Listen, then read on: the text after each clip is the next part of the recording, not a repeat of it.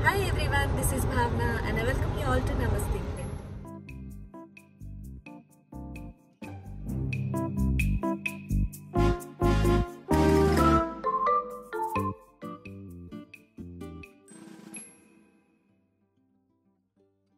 पॅरिसमध्ये 2 दिवस स्पेंड केल्यानंतर आता आमचं नेक्स्ट डेस्टिनेशन असणार आहे स्वित्झर्लंड.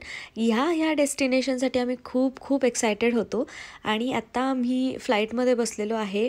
मॉर्निंगची फ्लाईट होती, जवळपास 6-6:30ची फ्लाईट होती आणि 2-2.5 तासामध्ये आम्ही स्वित्झर्लंडला पोहोचणार आहोत. तर जिनिव्हा एअरपोर्टवरती आम्ही जाणार आहोत आणि आता तुम्ही इथे बघताय तर मी आयफेल टॉवरला ट्रॅक करण्याचा प्रयत्न करत होती आणि मला ते दिसलंही.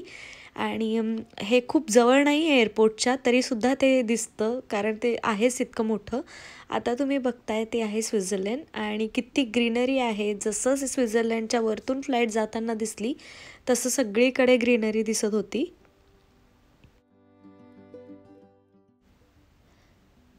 आणि लँड झाल्यानंतर इथे आम्ही ब्रेकफास्ट केला आणि हे एअरपोर्टमध्येच होतं.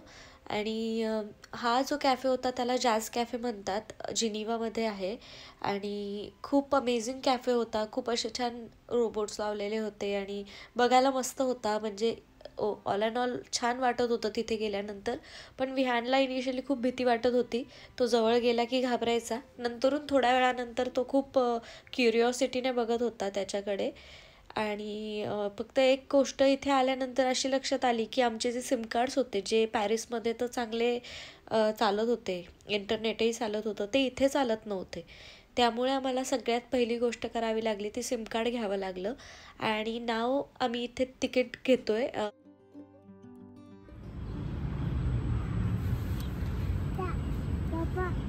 काय करताय ते? काय?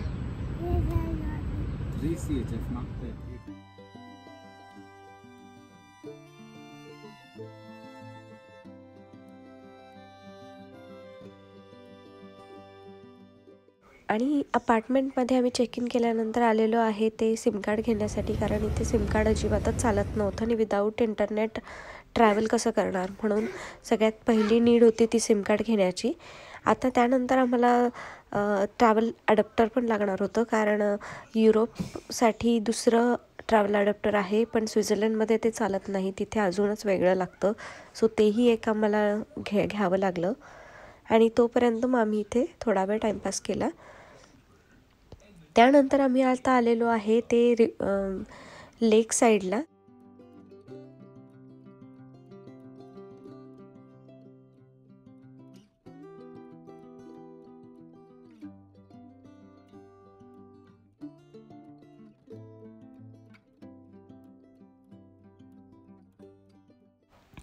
अनदर इंटरेस्टिंग फॅक्ट मी इथे स्वित्झर्लंडमध्ये आल्यानंतर बघितला ते म्हणजे इथे असलेले हे असे वॉटर फाउंटेन आणि त्याच्यावर पोर्टेबल वॉटर लिहिलेलं होतं. त्याचं सिम्पली मिनिंग असं असतो की ड्रिंकिंग वॉटर.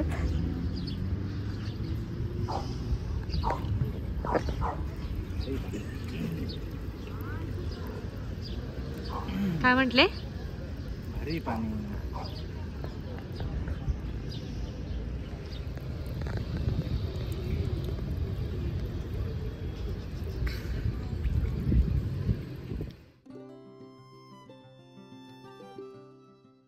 ही आहे लेक जिनिव्हा आणि याच्या आजूबाजूचा इतका ब्रेथटेकिंग व्ह्यू आहे. ब्लू वॉटरची लेक आणि आजूबाजूला असलेले स्नो कवर्ड माउंटेन्स, तर खूप छान वाटतं बघायला. आणि जिनिव्हामध्ये साईटसीइंग करायला अशा ट्रेन्स आणि बसेस पण होत्या.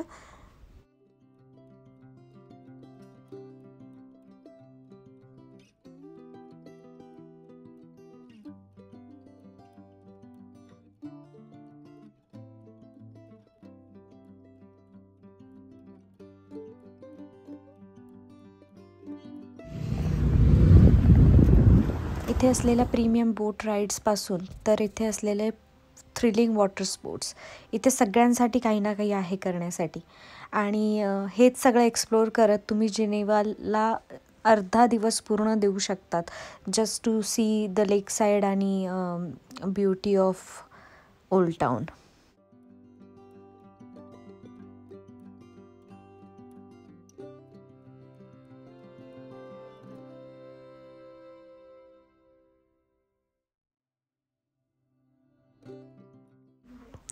हे घड्याळ होतं, वॉच बनवलेली होती त्यांनी, ती पण ग्रासवरती. आणि ते ॲक्च्युली चालू होतं, रिअल टाईम शो करायचं. तर हे पण खूप छान इंटरेस्टिंग होतं बघण्यासाठी. याच्यानंतर आम्ही आता जाणार आहोत ओल्ड टाऊन एक्सप्लोअर करायला. तर इथलं ओल्ड टाऊन मला फारच आवडतं आहे, कारण तुम्ही बघाल तर एका साईडला हाय राईज बिल्डिंग्स, असं एकदम न्यू सिटीचा लुक आहे. ऑन दी अदर साईड तिकडे तुम्हाला वेगळ्या व्हेरी क्लासिक ओल्ड स्टाईलच्या बिल्डिंग्स, जुने रस्ते असं बघायला मिळतं.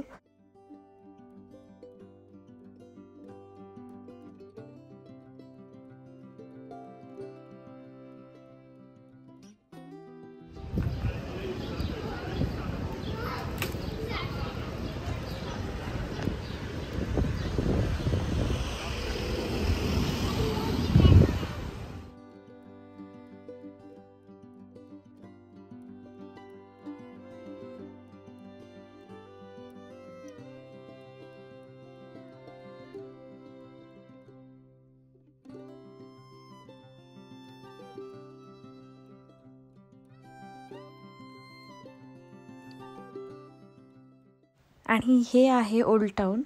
सो इथे असलेले छोट्या छोट्या ॲलिवेज आणि शेकडो वर्ष जुनं असं ओल्ड आर्किटेक्चर असतं. एव्हरी कॉर्नर तुम्हाला काहीतरी नवीन स्टोरी दाखवतो जिनिवाची.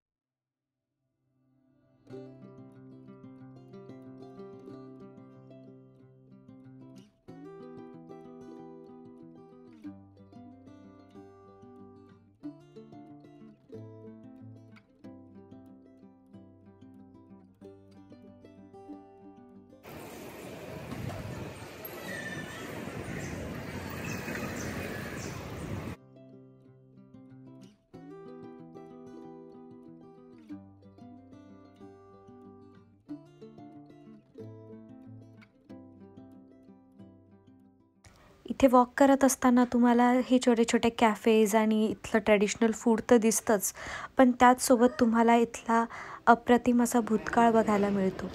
आणि ह्या सगळ्या ठिकाणून जाताना तुम्हाला खूप काहीतरी नवीन डिस्कवर केल्यासारखं वाटतं. आणि आर्किटेक्चरचं म्हणाल तर इतकं अमेझिंग आर्किटेक्चर आहे की आपण हरवून जातो ते सगळं बघण्यामध्ये.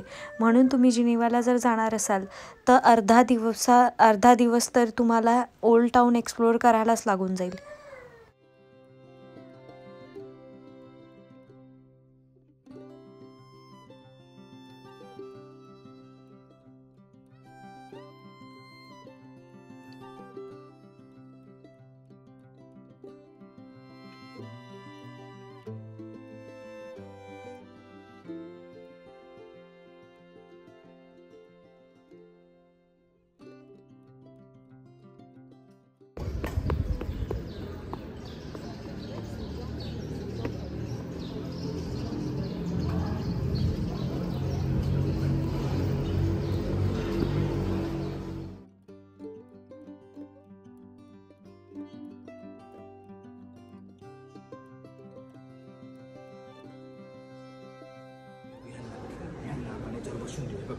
बस बरं, सिट डाऊन बस, असं बस.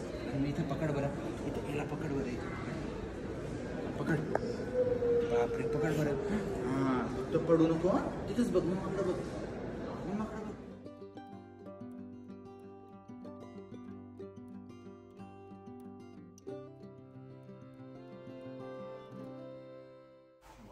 आतापर्यंत आपण जे बघितलं ते होतं ओल्ड टाऊन जिनिवाचं. आणि आजूबाजूला तुम्ही बघत असाल तर एकही गाडी दिसत नाही आहे, कारण तुम्ही एकदा ओल्ड टाऊनमध्ये एंटर केलं की गाड्या जाऊ शकत नाही. पूर्ण रस्ता तुम्हाला वॉक करावा लागतो.